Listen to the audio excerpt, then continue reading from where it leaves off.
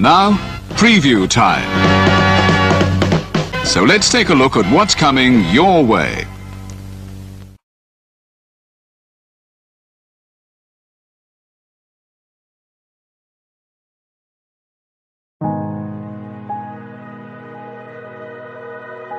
Gary Hebert, the man, the myth, the legend. I was amazed, and I was looking to become a better skater myself, and I wanted to be like Gary. When you look at a guy like this, he's one of the most talented people in his profession.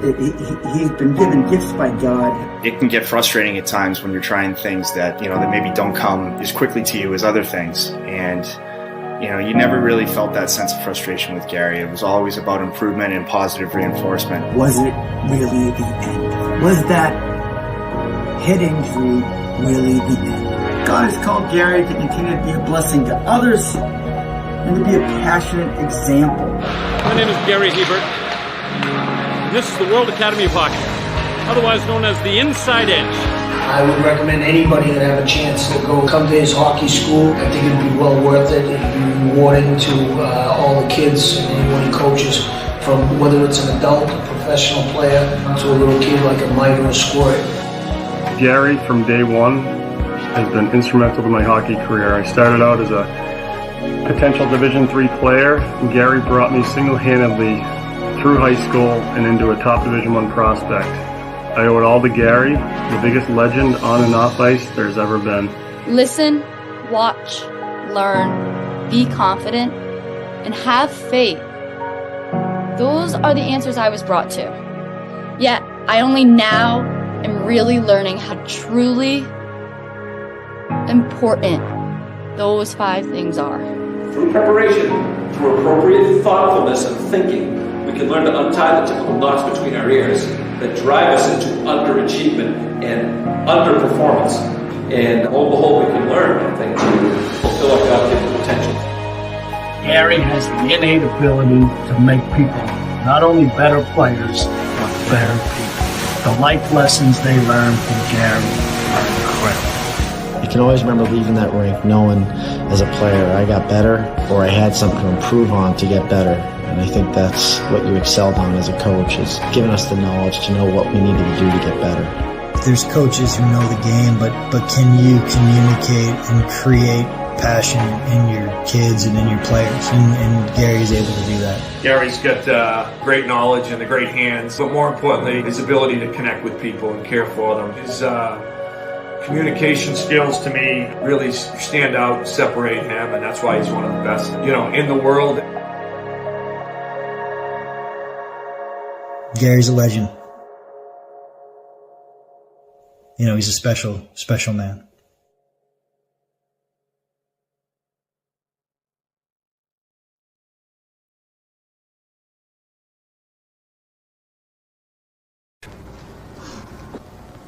Hello, I'm John Waters, and I'm supposed to announce there is no smoking in this theater, which I think is one of the most ridiculous things I've ever heard of in my life. How can anyone sit through a length of a film, and especially a European film, and not have a cigarette? But don't you wish you had one right now? And I'm telling you that smoke anyway. It gives ushers jobs, and if people didn't smoke, there would be no employment for the youth of today. So once again, no smoking in this theater.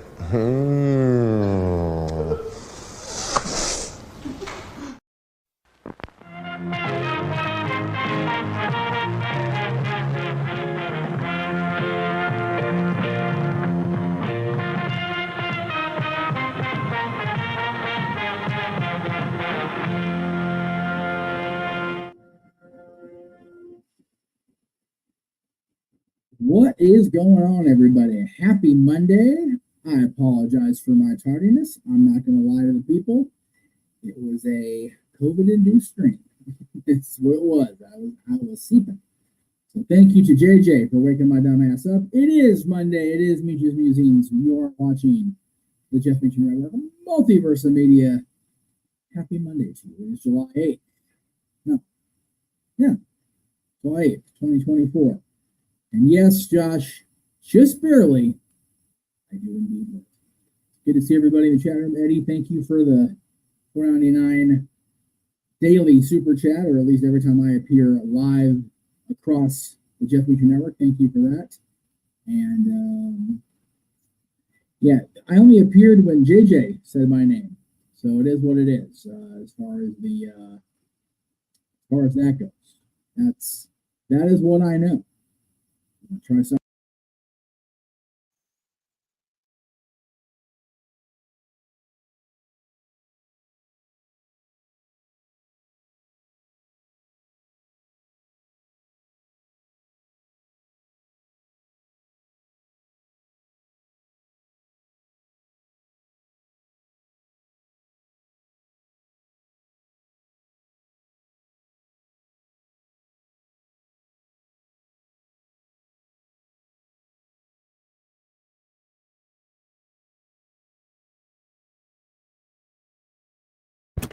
Be the death of me. Go away. Hey, what do you know? I unplugged the camera. It works. Okay. I'm not sure why that camera, the camera, the new camera, brand new freaking camera I bought, only works with the microphone sometimes. So anyway. Let's see. Big G's here. Good to see Big G. How the hell are you, Jeff? Good to see you. Good to see Josh. Good to see JJ. No, I had no desire to muse about Meltzer's hypocrisy because then we'll be here all friggin' night. Let's get rid of that first of all. Thank you. Yeah, it just is what it is. Let's see. Then Safet's here. Yeah, it's gonna be a tech day. And like I said, I'm late because I'm sick, and hopefully I'm at the tail end of it because I actually do need to go home, and I'm eligible to test in the morning because it's been that proverbial 5 days. So we'll see how it goes. No worries. I figured you would crash after a lot of people ready to crash. Oh my God. I only wasn't because I hit energy high for the moment. So it was sheer dumb luck that I had a positive energy spike Saturday night. Because yesterday, not so much. I was miserable yesterday. I really didn't want to be on the air. So I'm glad that everybody that was there, and I understand that people weren't. All right. So as advertised, we're going to talk about a lot of things. The graphic I made up for this show has me talking about the shows over the weekend, Wednesday night show, and Friday night's watch along of the Prestige show. So let's go ahead and talk about Money in the Bank. I have been hearing mixed things about Money in the Bank since it aired.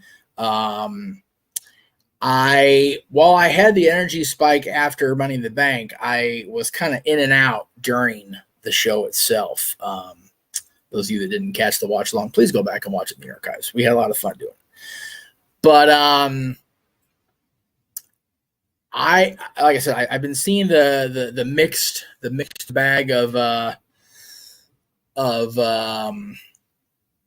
responses to the show. I liked it personally. I did. I enjoyed the show. I enjoyed the finish of the main event. I know people were kind of upset about Trick losing the championship. Excuse me. Like I said, I'm literally waking up, guys, so I apologize. Kind of upset about Trick losing the title, and it's funny. We were talking about it, I think, on the stream, the fact that they used a finish similar to Backlash 2000, whatever that was, 2007, with the winner falling on the person who took the fall after eating the super kick. That's actually been done several times. Backlash 07 just happens to be on the prominent stage, if you will. But it was John Alba's theory that it was a finish not too long ago, more recent than the Shawn Michaels Backlash finish.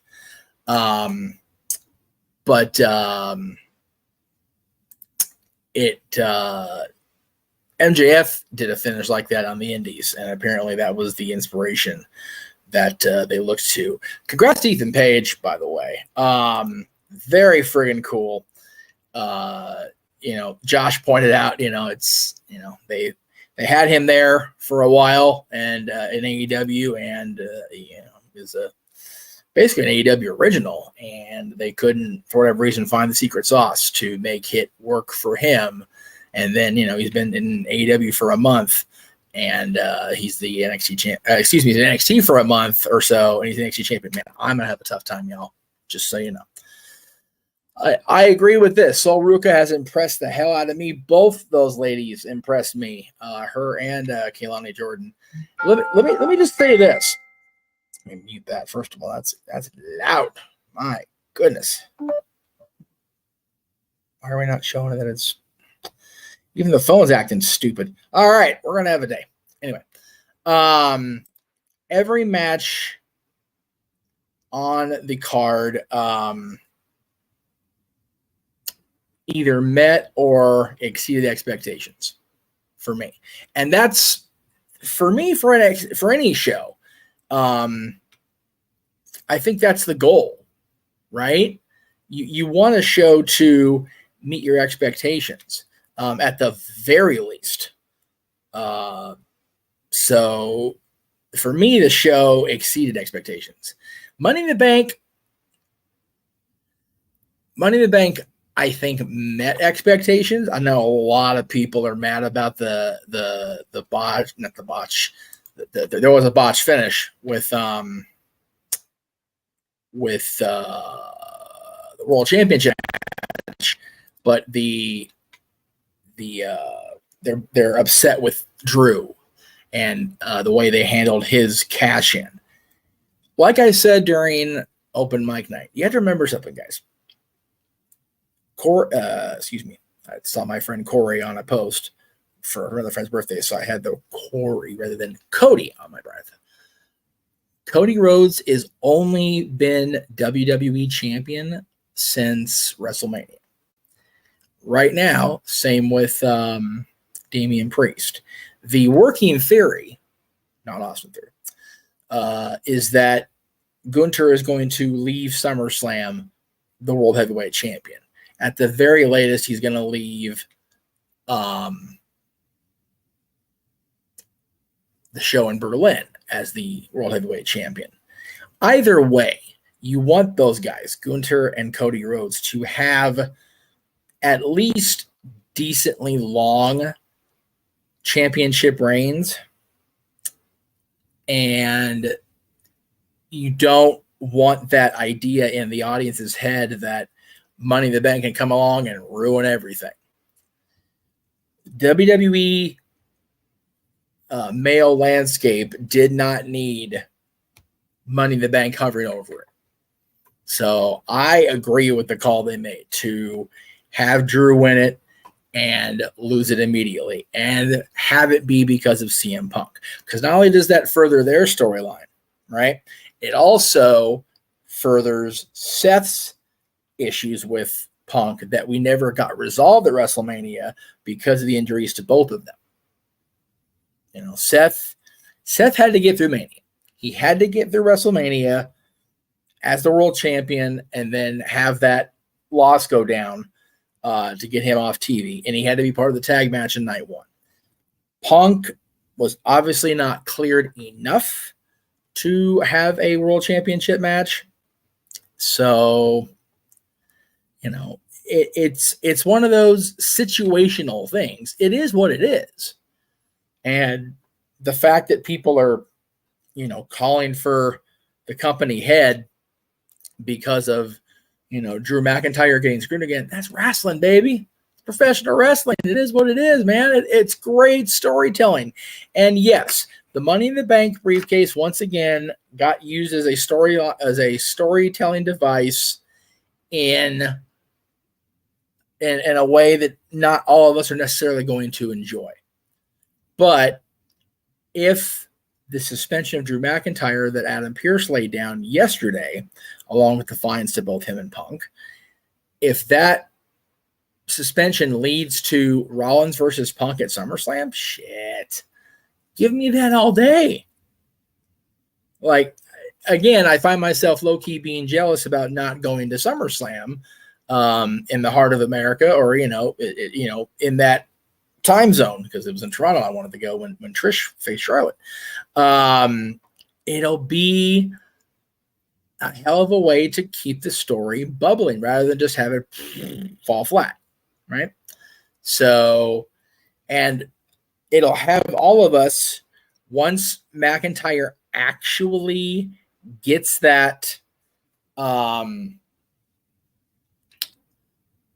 opportunity against CM Punk, it'll be much more satisfying. And I've heard the arguments, keep the briefcase in play in case Cody gets hurt, in case Priest gets hurt, in case Gunther, God forbid, can't get there and gets hurt. From a lot of different people. So again, that's the beautiful thing about wrestling right now, is that it is so, even now, unpredictable, right? It's great stuff. It's a beautiful thing that we don't know what's going to happen. We don't. We have no idea what is to come tonight at the top of this hour for you East Coast folks. I gotta wait till 8 o'clock because I'm still stuck in the COVID house, so I get to wait because I don't get the East Coast feed here. I don't think I have East Coast feed at home anymore, to be honest with you. Anyway, so I am okay with the lack of knowledge.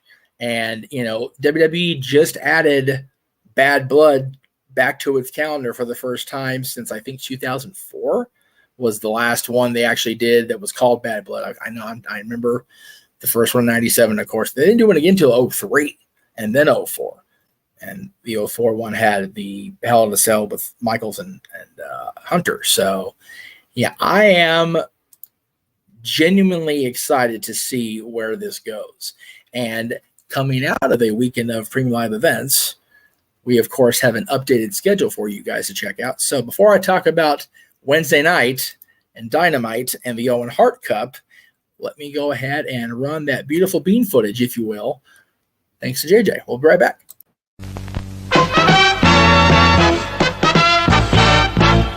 And now, preview time. So let's take a look at what's coming your way.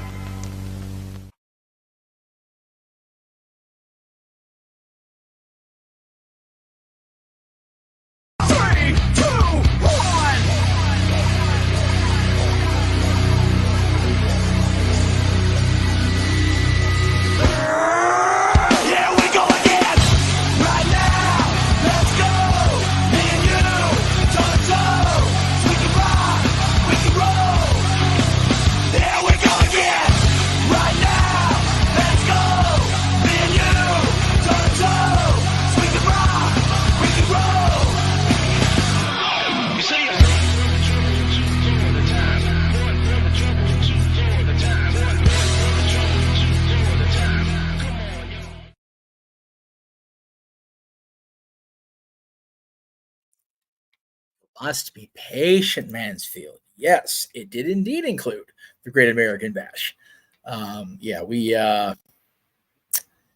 We definitely I'm looking forward to all the calls, and I'm not gonna do the Noah shit just because I feel like absolute dog. So sorry, it's not gonna get that out of me today.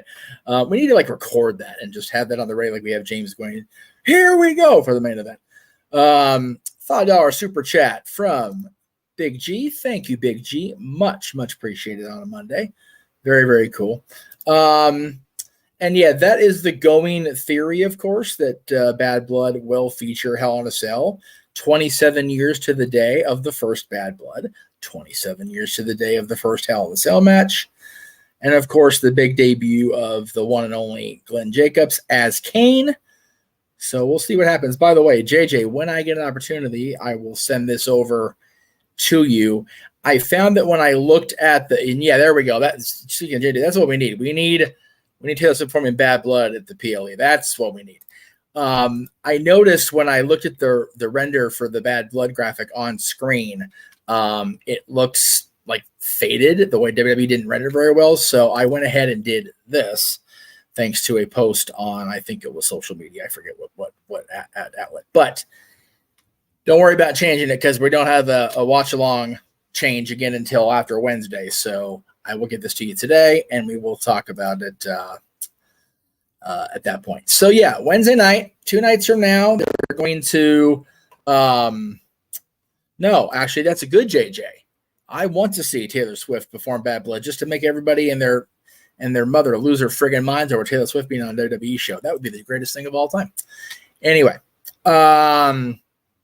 so yeah, the Owen, of course, the Owen Hart Memorial Tournament, as it has been the last 2 years, is wrapping up, and that'll be, of course, our coverage on Wednesday night, July 10th.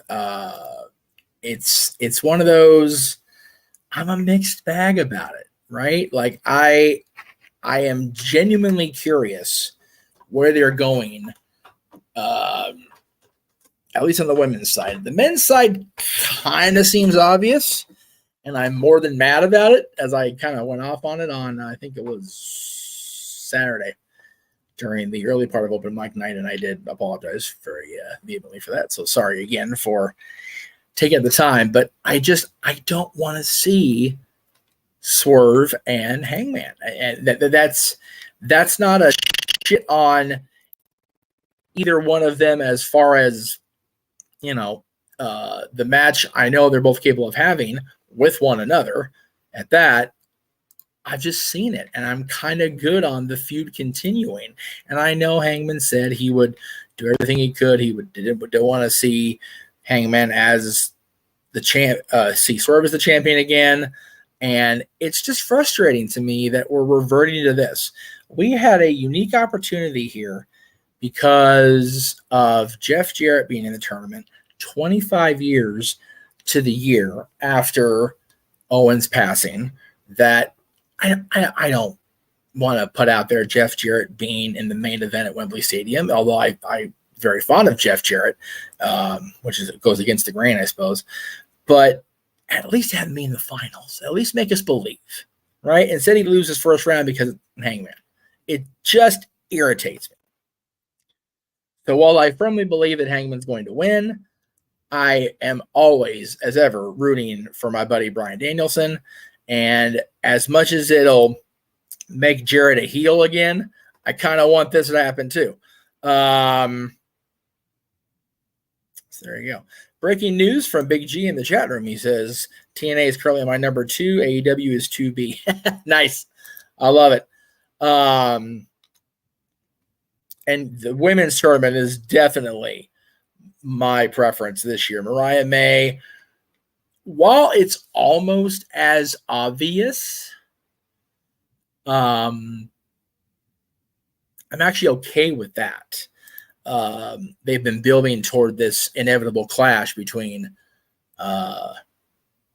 Toni Storm and as she's called, Tiny Storm by the bad guys, Mariah May. So I'm here for that if they do it.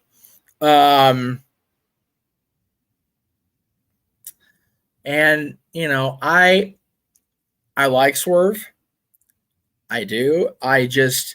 He's fallen into that same trap that pretty much every AEW champion has fallen into. He's not the guy in the company that he's the champion.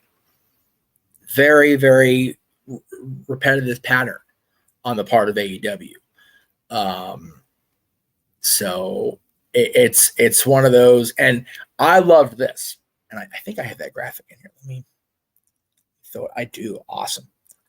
I'm totally going to team up with Uncle Bully here and throw AEW under the bus here. And again, it's not negative or not supposed to be negative necessarily. It's just matter of fact here. Check this out. This was on Twitter. I think it was either yesterday or maybe even it had to be yesterday. You'll notice this flyer advertises FTW champion and labeled as such, Chris Jericho, taking on Samoa Joe. You'll see that it says we'll hear from international champion Will Ospreay and labeled as such, the international champion. But check this shit out right here. Swerve Strickland returns, but it does not say AEW World Champion Swerve Strickland returns. Why are we not advertising this man as a world champion? Like, who's in charge of marketing and graphics here? And Bully called him out on it. So good on Bully Ray for that shit. I didn't even notice it until he brought it up, which means that Tony is expecting fans like me and not seeing that. So that was bullshit. They've since corrected the print because there's the individual graphic for each segment or whatever clearly states AW World Champion above Swerve's name. So, man, it's sad that it's very likely going to be the main event unless they find a way, and they being the Bucks, pronouns, pal. If the Bucks find a way to put themselves in the main event, it's sad that the World Championship main event, I don't even care. I don't care that Hangman's going. Brian wins. Shit, I'm all for it.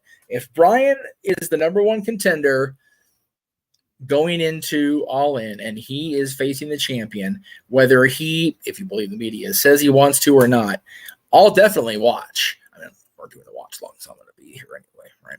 But I will be far more invested if Brian wins because it's been stated it's Brian's last year, right?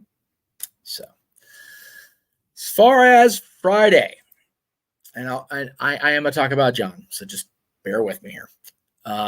Friday, of course, Prestige Wrestling they kind of move all over the place, but they will be in Portland, Oregon on Friday night. We'll be going live with our coverage at 6 p.m. Eastern, 3 p.m. Pacific. Excuse me, it's at 7 Pacific. So you know what? I need to change that graphic work. So I'm glad I didn't use the one I have. I keep forgetting that they're on the West Coast. So they're going to be going on West Coast time. So we'll be going live at 9 p.m. Eastern, 6 p.m. Pacific. Like dumbass Jeff. But yeah, Prestige Wrestling, they have an unbelievable card. And I know people are going to be like, well, you know, it's indie show. Why does it matter? Well, first of all, you get to watch that show free on their YouTube. They're actually offering that show up to a wider audience, which I think is super cool on their part because, as I said, the card is loaded. Ron White reference. Thank you, Ron. Love me some Ron White. So I'm trying to see where JJ put it. Forgive me. I'm going to see if the graphics are in here. I don't think they are, but I don't know that. So just bear with me, guys. Like I said, I woke up from a phone call. So I appreciate the help on that, Mr. JJ. All right. Well, we're going to do this a different way. It's fine. We're live, folks. So there we go. I just want it in front of me, but I won't. I'll be able to read it. Commentary chat would probably be, because I didn't look there. Good call. But I do believe you're right, Mr. Williams. We're live on the air, and Jeff's going through it. Trying to find these damn graphics that I know were there before. And I'm singing terribly, which maybe 3 people like, and none of them are here. Anyway, the match I'm looking forward to the most is Kristen versus Alex Shelley. That is paramount on my mind. I love that these two are having one more match against each other. And it's for a great company, Prestige. They've been making a lot of noise. They've had shows down here. They've had shows in Portland. They've had shows kind of all over the place. So let me get through that. So it'll be Athena versus Masha Slamovich. Friggin' cool that we're seeing Masha outside of the TNA bubble, and she's facing the Ring of Honor World Champion. Awesome stuff. Roderick Strong against Timothy Thatcher. Another one that if you're a longtime NXT follower or a longtime indie follower, that's one of them oh my God matches. Both formerly of PWG, Timothy Thatcher, formerly of the United Wrestling Network with Marquez. Just super cool there. As I said, Sabin and Shelley, God, I can't wait for that. The Amazing Red. I didn't even know the Amazing Red was still wrestling, right? And if you're an old school TNA fan, you remember the name Amazing Red. He's facing Leo Rush, who is being marketed as the Blackheart Leo Rush, so he's got a different type of gimmick in Prestige.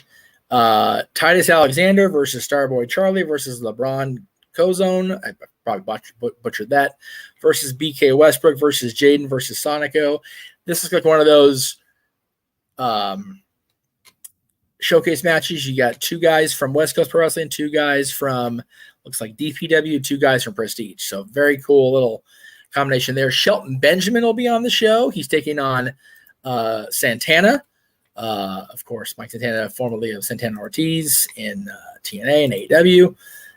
Amira will face Kylie Ray. We've had Kylie Ray featured in a lot of shows on the Multiverse of Media. Another showcase match. Looks like the Prestige Tag Team Champions, 4-way. Sinner and Saint, the champions, versus M by M, not MNM, different. Versus Midnight Heat versus C4. Again, you're not going to know. Drexel, I know the face, don't really know the name. We'll have to go over that more Friday. Versus Danhausen. Always cool to see Danhausen. And the Prestige champion, Alan Angels, takes on his former Dark Order teammate, Evil Uno, for that championship. So, and I saw in our group chats that Evil Uno is now free and clear. So congrats to him for his free agency. And yeah, seeing Amazing Red on the show in 2024 is going to be awesome. I love me some Amazing Red. So very cool to see him and be able to showcase him once again. All right, so I kind of got a little mushy, a little sappy about it Saturday night during open mic night. Very emotional about it anyway, but I'm gonna try to keep it together. So John Cena did announce during Money in the Bank and our coverage of the show that 2025 will be his last year in professional wrestling, WWE, as an in-ring competitor. He went on to point out that he will be at the Royal Rumble, and that'll be his last time at there. Elimination Chamber, it'll be his last time there. WrestleMania will be his last WrestleMania as an in-ring competitor. And I said right then and there, I don't care what I have to do, what I have to pull, what, strings I have to pull, whatever you want to call it, what horrible thing I got to do. But we're going to find a way to get myself to Vegas, hopefully Dylan, hopefully JJ. We're going to find a way to get everybody out there to Las Vegas to send John off properly, at least from WrestleMania. As far as that last match, it sounded like he's going to go all the way through the entire calendar year and wrap up in December next year. So the possibilities are limitless on that. As far as an opponent goes, I personally, there's been a lot of talk over the weekend about him capturing that elusive number 17. I actually agree with it. I know people are going, John doesn't need a championship. You're right. He does need a championship. You're absolutely right. But I think that, unfortunately for Ric Flair, he's fallen in that category of, if we can erase him from the history books on any front where it won't seem like we're being those guys, we're going to do it. And I think that him being technically recognized as a 16-time champion, we all know it's more. I've documented that, even Tony Khan's pointed it out. But if John Cena can get past that magic number 16 in WWE's eyes and be the guy, then I'm here for it. I don't know if I want him to retire as champion, because I'm not always a fan of it. It really depends who's booked in the tournament, but I'm not really a fan of them if they're just there because of the situation. Like if there's a need for it, like if there's a great storyline involved with it, then yeah, I'm okay with it. But just because John wins, it's like I wasn't a fan when they did it with when Trish retired and they brought it right back to Lita, and then she retired and losing it. It was like, okay. So And then the story goes, well, they talked about Cody Rhodes versus Randy Orton at WrestleMania. What about Cody Rhodes versus John Cena? If they put John Cena in the WWE Championship match at WrestleMania, I am going to lose my damn mind. Because I'll be there and it'll be wonderful to see. So there's talk going through, about him winning that elusive Intercontinental Championship. I don't think he needs that personally. I know it's just time-honored traditions, I guess. I don't want to cite Vince too much, but look, y'all, it will be what it'll be, right?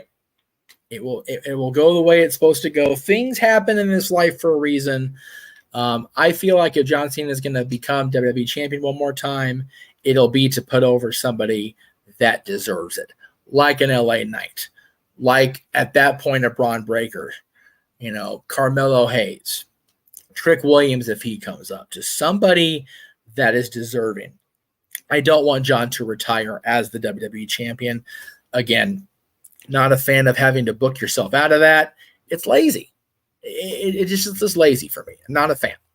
So, but I, for one, am definitely a mixed bag when it comes to John. Everybody knows that. Everybody knows my affinity for him and our acquaintanceship over the last nearly decade and a half. So if I can, I will do everything I can to be at WrestleMania in Las Vegas. I was going to go anyway, if I could. So it'll be interesting next few months to see how the path lays out. And there is that talk about, and I'll go and throw JJ's number up there.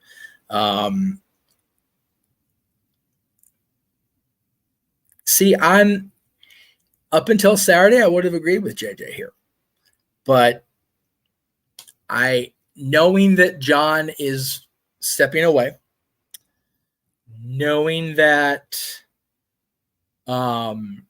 it's his last hurrah, I'd rather him be the world champion again. I don't think John needs the Grand Slam in his trophy case. I'd rather him be the world champion record breaker, whether we all know it's bullshit or not because of Flair's number being incorrect in WWE's eyes. I still wanted to do that. All right, I'm going to get off the air here because I'm sounding like shit. My voice is starting to fade. I can feel it, and I definitely need to go take some vitamin C and some actually I need to leave for my back. It's killing me. So thank you guys for watching. Again, I'm sorry I was late today. It was not my intention. Thank you, JJ, again, for getting me back up off the couch and in my my spot where I needed to be. Tomorrow, by the way, as everybody knows, Mikey is still on his 2-week break. So in place of Stat Boy Sports Bar, in that Tuesday night, 7 p.m. Eastern, 4 p.m. Pacific time slot, for the first time in a long time, not only will I be on this show, but we're getting to simulcast it across the Jeff Meacham Network YouTube page. I'll be on the No DQ review tomorrow.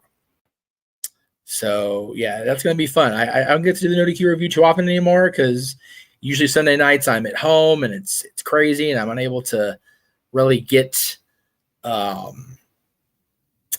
shit in, if you will. But since I'll still be here tomorrow, I hopefully will get to go home tomorrow. Hopefully that test goes well with the COVID test.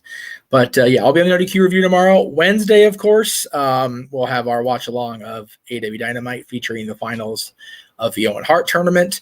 Thursday, I will not be in studio. I'm actually, again, all things being equal, and I pass and I get rid of this COVID, I will be at the El Capitan Theater with my boy watching The Lion King. 30th anniversary of Lion King this year. Can't believe that's a real thing. 30 years since Lion King. Jesus Christ. Crazy. Friday night, as we said, we'll be on with Combat Clash from Prestige Wrestling. That'll be at 9 p.m. Eastern, 6 p.m. Pacific with our coverage. Of course, open mic night will be Saturday. And on the 7th day, we shall rest. At least I will, because it's going to be another breakneck week. So thank you guys very, very much for your patience. Thank you for supporting the Jeff Meacham Network. We'll see you guys tomorrow as we bring the No DQ review to the Jeff Meacham Network YouTube. Until then, have a wonderful rest of your Monday. Good night, everybody. The Jeff Meacham Network's Multiverse of Media. For over 15 years, the recognized symbol of excellence and the standard bearer in coverage of sports and entertainment.